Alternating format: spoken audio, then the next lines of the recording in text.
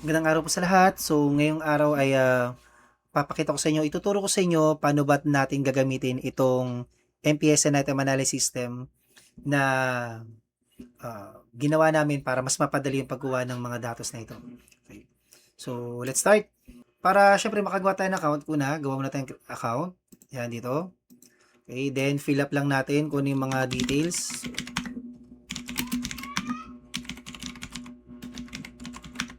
Then sa username, pili kayo ng kung sa komportableng username. Ako, gagamitin ko yung lagi kong ginagamit. Then, password. Then, after that, pili kayo ng grade level na, sorry, kung ano yung, kung saan grade level kayo nagtuturo. So, for our demonstration, gagamitin ko yung section namin, which is grade 10. Grade level pa, sorry. Then, pipili kayo ng subject na inyong tinuturo. So, pwede ito para sa mga teachers na may multiple subjects. Okay? So, let's pick Araling Panlipunan. Then, lalabas yung mga section na na-handle mo. So, gagawin mo lang, pipiliin mo lang ano yung mga section na handle mo. So, let's check it. 1, 3, 4, 5, 6. Then, after that, submit registration. After that, may makita kayong ganitong page. Kung i-approve pa kasi ito ni admin. Okay? Halimbawa, na-approve na ni admin yung account nyo. So, gagawin lang natin, sign in lang tayo sa credentials na ginawa natin. Okay? Then, after that, papasok na tayo sa pinakang dashboard natin. Yan.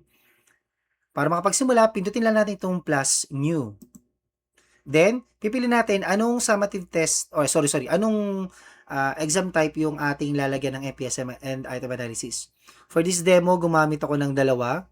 So, may data na yung first summative, gawin natin itong second summative test.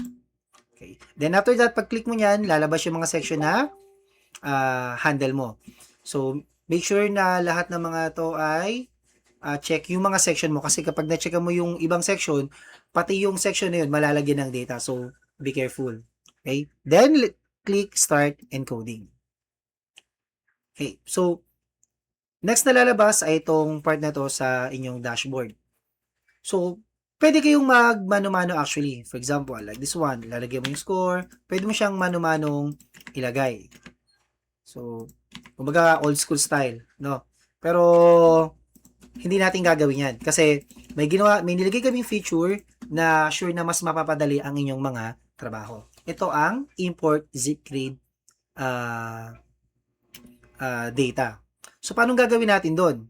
So, first, punta lang tayo sa zipgrade, zipgrade.com. Then, ilagay natin yung zipgrade account na ginagamit natin. Kung ginagamit mo sa school, ilagin po natin. Pero sa demonstration na to, gagamitin ko yung account ko.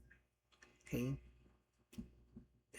Okay, so, once na makapag-login kayo, ito yung unang bubungad, punta tayo sa quizzes. Okay, click nyo lang yung quizzes. Then, hanapin nyo yung summative, yung exam, yung assessment type na paglalagyan natin ng MPS and item analysis. So, for this demonstration, gagamitin ko yung akin. This one. Then, lalabas itong page na to. Bago natin i-download yung full data, checkin muna natin yung ating mga in-scan na mga papel na zipgrade scores. Dapat wala siyang lalabas tulad nito. Ayan, tulad yan. So, since wala pa ako nitong student na to, so gagawin lang natin, kailangan ma-tag natin siya, may connect natin siya sa score na yon.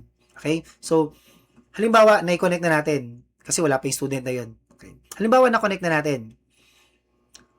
Sunod natin gagawin, itong mga filter for Chabet, coaching, edades, yung mga iba't ibang section, pindutin natin isa-isa yan.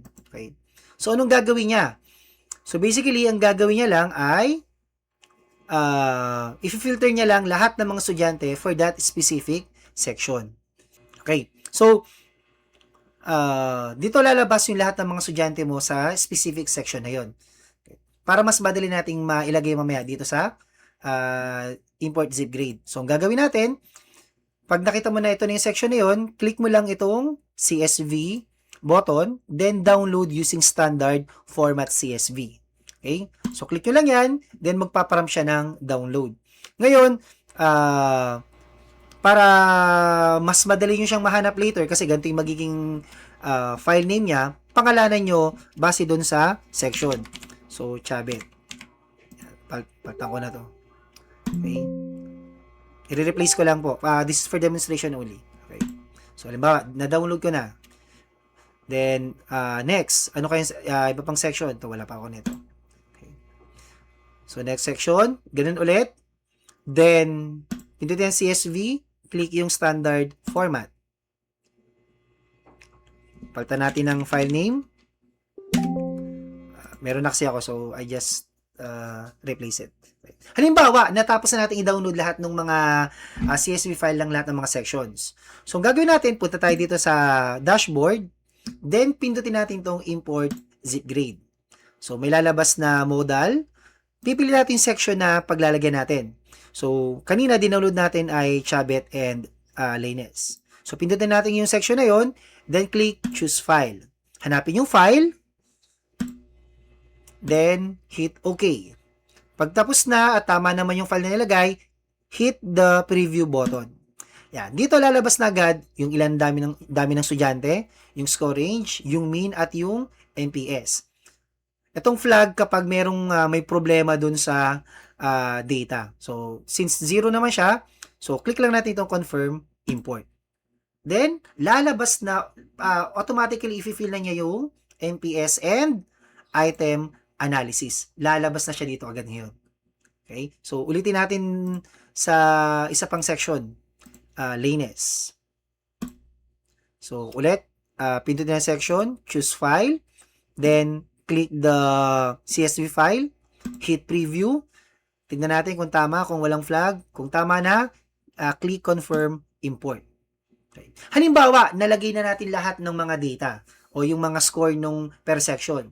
Pagtapos na, pwede natin pindutin ang submit button. Pwede natin siyang save draft kung hindi ka pa tapos at pwede natin siyang export as Excel. Pero for this one, isubmit na natin. Yan. So, maglalabas itong prompt na to kasi once na isubmit natin, hindi na tayo makakapaglagay pa ng data. So, make sure na kapag isasubmit natin, kumpleto na yung mga o nalagyan na natin ng data lahat ng mga nandito sa section natin. Okay, so pagtapos na, for this demonstration, let's click yes, submit. Then, pag-click natin, yan, nakalock na siya. Pwede natin siyang export as Excel. If ever na manghingi si head or si subject coordinator ng hard copy nung Excel file na yon. Okay. Pero, hindi na nila kakailanganin yun kasi automatic pupunta yun sa admin dashboard. So, ganoon lang po kadali mga ma'am and sir.